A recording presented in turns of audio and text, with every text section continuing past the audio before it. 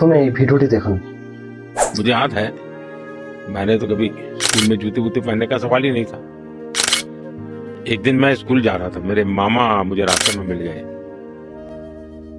उन्होंने देखा, अरे तू ऐसे ही स्कूल जाता है, तुझे जूते वूते नहीं है?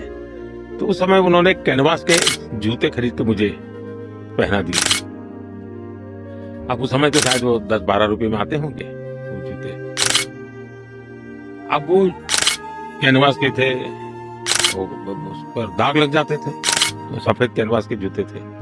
तो मैं क्या करता था, स्कूल में जब शाम को स्कूल छूट जाती थी तो मैं थोड़ी देर स्कूल में रुकता था, और जो टीचर ने चॉपस्टिक का उपयोग किया है और उसके टुकड़े जो फेंके होते थे वो 3-4 कमरों में जाके इकट्ठा करता था, और वो चॉपस्टिक के टुकड़े घर ले आता था, और उसको मैं भिगो करके पॉलिश बना के मेरे कैनवास के जूते पर लगा करके चमकदार वाइट बना करके जाता था।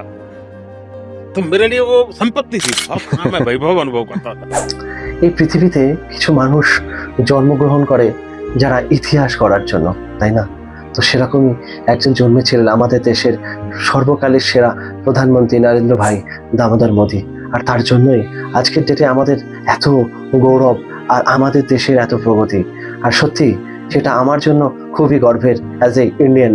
আই থিঙ্ক সেটা আপনার জন্য খুব গর্বের, কেন আপনিও তো একজন ভারতবাসী, তাই না? তো যারা নরেন্দ্র মোদীকে ভালোবাসেন, যারা আমাদের দেশকে ভালোবাসেন, নিচের কমেন্টে লিখতে ভুলবেন না। জয় হিন্দ, ভারত মাতা কি জয়।